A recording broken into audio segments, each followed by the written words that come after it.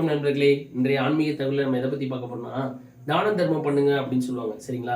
So தானம்னா என்ன, தர்மம்னா என்ன, இதுக்கு ஒரு வித்தியாசம் இருக்கு. சரிங்களா? ஸோ தானம்னா என்னன்னா, நம்மளுக்கு கண்ணுக்கு தெரிஞ்சு இவங்களுக்கு தான் நம்ம கொடுக்க போறோம், இல்லை இது இவங்களுக்கு தேவை அப்படின்னு ஒரு தேவையை அறிந்து நம்ம கொடுக்கக்கூடிய விஷயங்கள் தான் தானம். ஸோ அதனால சில எதிர்பார்ப்புகளும் இருக்கும். பிரதிபலனோட கொடுக்கக்கூடிய விஷயங்கள் தானம்.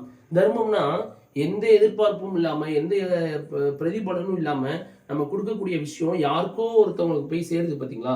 ஸோ அதுதான் தர்மம். ஓகேங்களா? ஸோ தர்மம் தான் தலை காக்கும்னு சொல்லியிருக்காங்களே தவிர, தானம் தலை காக்கும்னு சொல்லல. ஸோ தானமும் செய்யணும். ஆனா தர்மம் ரொம்ப முக்கியம். ஸோ ஒருத்தவங்களுக்கு தெரிஞ்சவங்களுக்கு கண்ணுக்கு தெரிஞ்சு தேவையறிந்து செய்யற விஷயம் தானம்.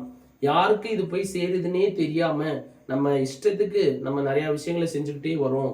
புண்ணியத்தை சேர்க்கணும் அப்படின்றத மட்டும் நோக்கத்தோட செய்யற விஷயம் தர்மம். சரிங்களா? ஸோ தானமும் பண்ணுங்க, தர்மமும் பண்ணுங்க. அதுதான் நம்ம தர்மம் தான் தலையை காக்கும், நம்ம தலைமுறையையும் காக்கும்ன்றத சொல்லி மணிகா மீடியாவை லைக் பண்ணுங்க, ஷேர் பண்ணுங்க, சப்ஸ்கிரைப் பண்ணுங்க நண்பர்களே.